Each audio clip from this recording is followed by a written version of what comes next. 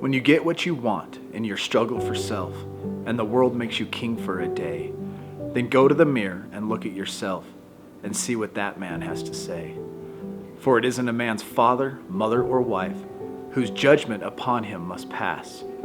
The fellows whose verdict counts most in life is the man staring back in the glass.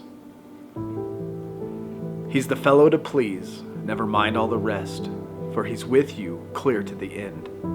And you've passed your most dangerous and difficult test if the man in the glass is your friend. You can fool the whole world down the pathway of years and get pats on the back as you pass. But the final reward will be heartache and tears if you've cheated the man in the glass. Anonymous.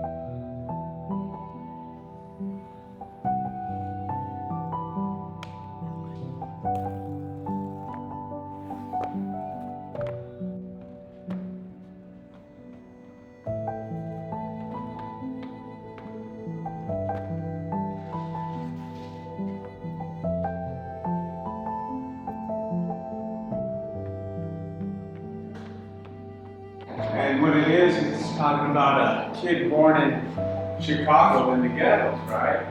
And he learns how to steal, learns how to fight in the ghetto, right? And on hell, that's like 50, 60-year-old song. And things haven't changed. Nope. Today we are at the Iron House. I showed you that room in the back. This is where the nonprofit's being ran, and that's what we're doing today. We're cleaning it up, getting the floor laid down, and we are continually growing. I have a question for Dan today, and I want him to answer. He's a part of Recovering Addict, part of Iron House. Dan, if you look in the mirror and you don't like what you see somebody that's overweight, you see somebody that's sad, what do you tell that person? Basically, you looking at yourself in the mirror. So realistically, what you want to tell that person is everything we're not supposed to say. But I think there is something that's just being called out. Hey, you're a fat fuck. Or, you're an alcoholic, or you're drunk again, or you're a lousy dad or father, or whatever the case may be, because at some point we have to figure out what is going on and why our lives are so miserable. And what that took for me was to find a why, and I'm focusing on that. But I'll tell you what, to be healthy, to be in recovery, to be anything, it just dawned on me that I've been working out with my daughter for over a year. That's 52 Sundays. Man, in the heap of my addiction, all I ever wanted was, oh, my daughter, oh, my kids, and blah, blah, blah, and this and that. Nah, that was a lie. That was all selfishness back then. It was to get me out of rehab. It was to make people feel sorry for me. It was so I could play the victim. Oh, poor me. But once I looked in the mirror, and it's a growing thing, right? Because you guys look back at my history, you see my videos. I'm always going, look in the mirror, look in the mirror. Once you really look in the mirror, then things change. And that's when growth grows. And when the growth comes, the only way that happens is through consistency. And it doesn't matter if it's meditation or writing or whatever, but if it's something good for your soul that you can look forward to every day, that's a why. Finding a why, looking in the mirror, being consistent, at least for me, has allowed me to develop a relationship with my two oldest kids that's amazing. I still have a relationship with my two youngest ones, but I'll tell you what, in all this time where I'm going, the kids, I am so grateful I am where I am now because I have honest conversations because of consistency, because of looking in the mirror.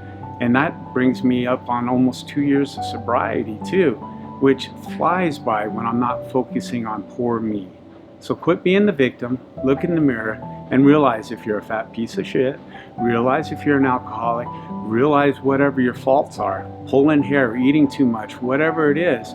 And don't be drastic about the change, just be consistent, little by little. Thank you, recovering addicts. Thank you, LT.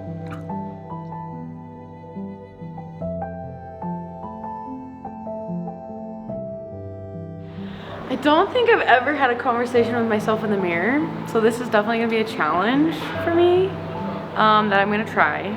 I've had conversations in my mind, but I've never like talked to myself in the mirror, so I'm gonna try it. I'm gonna try it.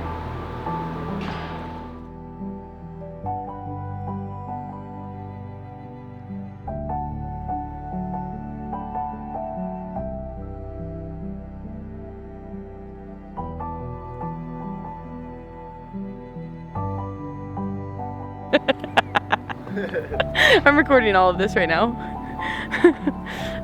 Since I just got asked a really hard question, I'm gonna ask somebody else a really hard question. Hey Julian, have you ever had a hard conversation with yourself in the mirror and been really honest with yourself? Yes, I have. Just recently, actually, I would say. It's probably been one of the most harder things to do when it comes to recovery, because being honest with yourself is, the truth is sometimes hard to hear, and especially saying it yourself. So one of the issues that I've had lately was cutting off family. I say that all the time, but I try to give family another shot, and I looked at myself in the mirror just this morning and told myself I need to change my environment in order to be a happier person. And that's what I told myself in the mirror, and it was hard because I want to see the money, or I want to be somewhere financially that I'm not, and so I figured taking a job was going to be good enough or stable enough, and it wasn't. So looking at myself in the mirror and telling myself it's not all about money has probably been one of the more harder things, but I definitely got it done, and I'd advise you guys to do the same thing.